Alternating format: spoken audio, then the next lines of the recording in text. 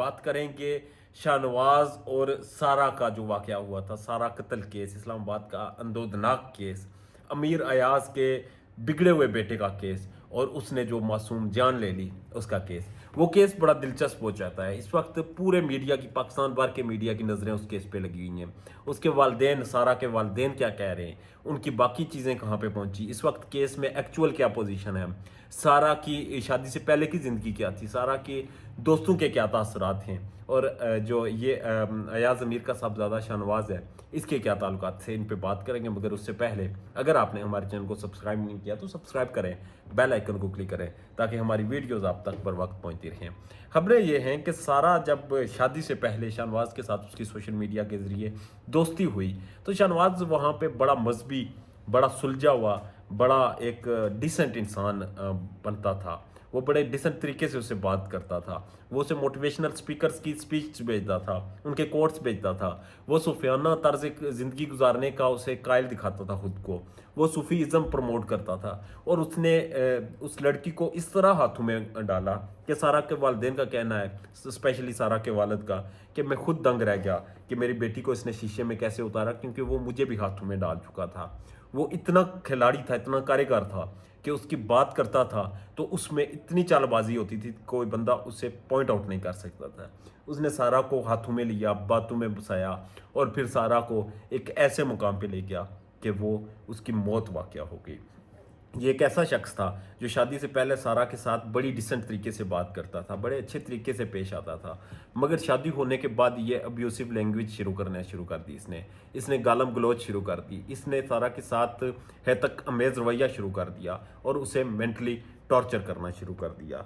ये सारी चीज़ें सामने आई, ये सारी चीज़ें हमने देखी, ये सारी चीज़ें हमने ऑब्जर्व की। मगर सारा ने सब्र रखा। 3 महीने वो मेंटली टॉर्चर से गुजरी। इस सारे मामले को ठीक करने वो दुबई से पाकिस्तान आती रही, मगर वो दरिंदा, वो जिसके सर में खुमार था मगर पैसा उसके पास नहीं था, पैसा वो सारा से मांगता था। उसके दोस्त सारा के पास बैठते थे, उसे कन्विंस करते थे, उसे लालच देते थे और पाकिस्तान में प्रॉपर्टी का काम शुरू करने के लिए उससे करोड़ों रुपए ये हथिया चुके थे। मर्सिडीज़, नए मर्सिडीज़ उससे हथिया चुके थे, मज़ीद पैसे इन्होंने खाए उससे। मगर सारा ने सब्र रखा। वो चाहती थी ये रिश्ता निबट जाए, वो चाहती थी कि ये रिश्ता आगे चले, मगर वो रिश्ता चला नहीं। वो चला इसलिए नहीं क्योंकि उसने जिस शख्स का इंतखाब किया था वो शख्स घटिया था। वो जिस शख्स का उसने इंतखाब किया था वो शख्स गिरा हुआ था। उसमें ना तो अखलाकी इक़दार थी, ना उसमें इज़्ज़त थी, ना उसमें वफा थी, ना उसमें गैरत थी, ना उसमें शर्म थी। उसने एक ऐसी लड़की के प्यार का मजाक उड़ाया जो अपने वालिदैन के साथ उसने उन्हें कन्विंस किया, उसने अपने दोस्तों को, अपने रिश्तेदारों को कन्विंस किया और इस शख्स से शादी की। और जब शादी हुई, बकौल अयाज मीर के, मैंने पूछा कि तुम इस लड़के के बारे में जानती हो, तो उसने कहा कि मैं जानती हूँ, आप फिक्र ना करें, सब ठीक हो जाएगा।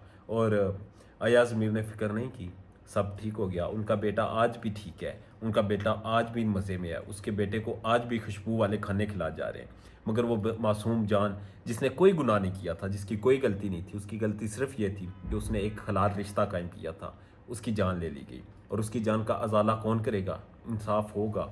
नहीं होगा। उसके वालिदैन में जो इस कर्ब में मुब्तला हैं, जो तकलीफ़ में इस वक्त गुजरे, उनको इस तकलीफ़ से कोई निकालेगा? कैसे निकालेगा? कब निकालेगा? क्या होगा? इसका अभी तक कुछ इल्म नहीं। मगर जो हालात हैं वो इंतहाई अफसोसनाक हैं। अब देखना यह है कि इसमें मज़ीद क्या डेवलपमेंट्स होती हैं। जब तक मज़ीद डेवलपमेंट्स होती, अपना ढेर ज़्यादा ख्याल रखिएगा और हमारे चैनल को सब्सक्राइब कर लीजिएगा ताकि हमारी वीडियोज़ आप तक बर वक्त पहुँचती रहें। अल्लाह ने के बाद।